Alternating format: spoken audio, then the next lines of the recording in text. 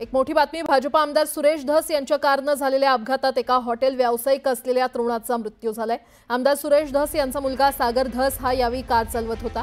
नगर पुणे महामार्गावर ही घटना घडली आहे। मिळालेल्या माहितीनुसार मयत नितीन शेळके हे सह्याद्री खादी हॉटेलवरून आपल्या गावाकडे मोटारसायकलने निघाले होते।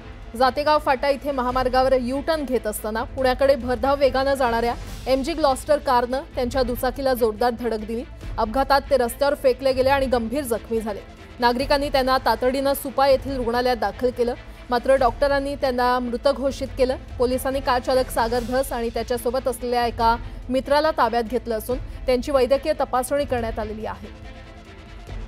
अधिक माहिती देत आहेत आमचे प्रतिनिधी साहेबराव कोकणे आपल्यासोबत जोडले गेलेले आहेत। साहेबराव, काय अपडेट? काल जेव्हा काल सायंकाळी तो अपघात झाला होता 10:30 वाजता। त्याच्यामध्ये नितीन शेळके नावाचा मृत होता आणि त्या अपघातामध्ये ती गाडी जी होती ती सुरेश धस यांचे मुलगा आहे सागर धस यांची ती होती। स्थानिक लोकांनी ज्यावेळेस अपघातात त्यावेळेस सागर धस जे आहेत आणि त्यांच्या सहकाऱ्यांना पकडून ठेवलं होतं। त्यानंतर पोलिसांनी त्यांना ताब्यात घेतलं होतं।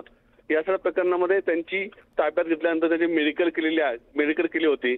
त्यानंतर सायंकाळी जबाब घेतल्यावरती आणि एफआयआर दाखल सायंकाळी 5 वाजता सागर धस यांना सोडून दिलेलं आहे।